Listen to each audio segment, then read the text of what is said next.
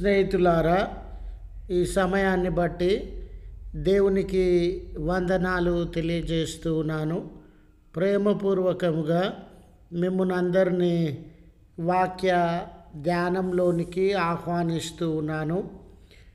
ఈరోజు మన సంఘములన్నీ ఆదేశ గురువారముగా ఆచరిస్తూ ఉన్నటువంటి వేళ నన్ను జ్ఞాపకం చేసుకొనుటకు దీన్ని చేయుడి అనే ఆలోచనను మీతో కూడా పంచుకోవడానికి ఇష్టపడుతూ ఉన్నాను గనుక దయచేసి ముగింపు వరకు దేవుని యొక్క వాక్యమును మీరు ఆలకించాలని, మీ కుటుంబ సభ్యులతోనూ తోటి విశ్వాసులతోనూ ఈ వీడియో షేర్ చేసుకోవాలని, మీ ప్రార్థన మనవులను కామెంట్స్ రూపంలో తెలియజేయండి.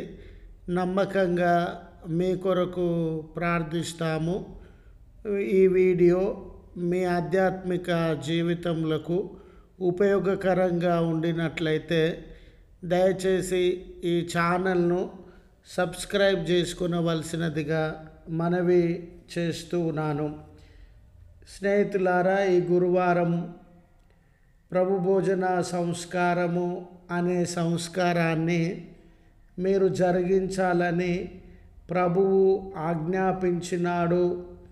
నన్ను జ్ఞాపకం చేసుకొనుటకు దీనిని చేయుడని ఆయన తెలియజేసినాడు.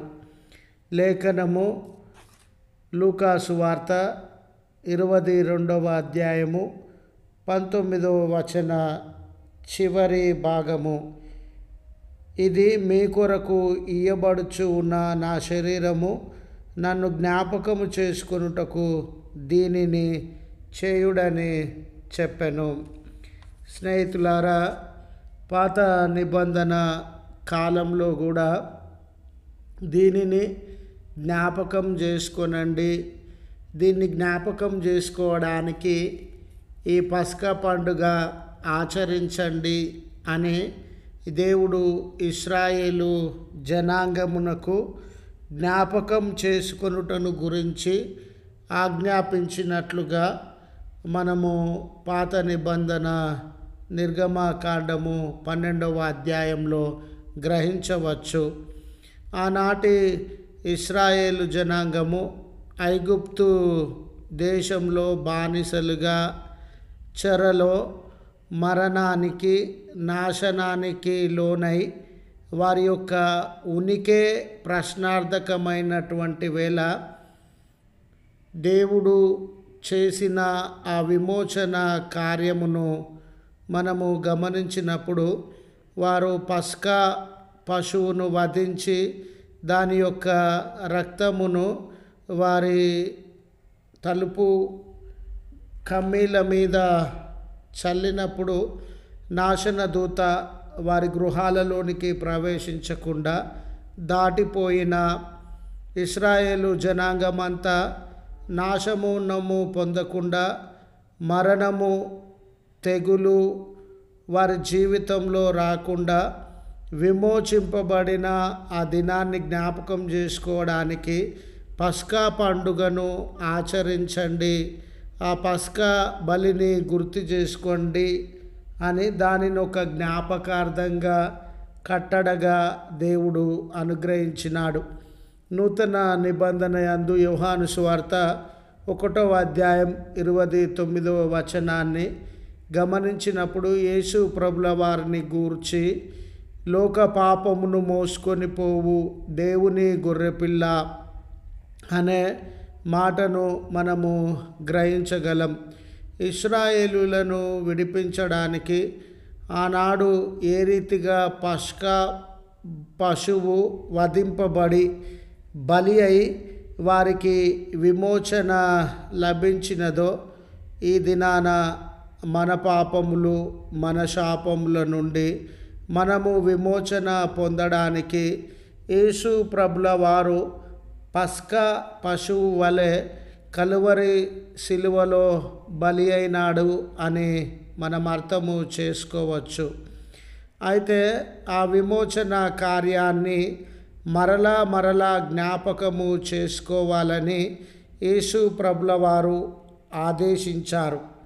స్నేహితులారా, ఈ దినాలలో మన సంఘాలలో మనలో చాలామంది సాంప్రదాయబద్ధంగా ఆచరణాత్మకంగా ఒక ఆచారంగా మాత్రమే ప్రభు భోజన సంస్కారంలో పాల్గొనుచున్నాము, కానీ సరి అయిన రీతిగా ఆయనను జ్ఞాపకము చేసుకొనుచు ఆ సంస్కారంలో పాల్గొనడము లేదు. అయితే ఆయనను జ్ఞాపకం చేసుకోవడము అనే మాటలో ఉన్న అర్థాన్ని గమనించినట్లయితే మనము ఆయన ప్రేమను జ్ఞాపకము చేసుకోవాలి.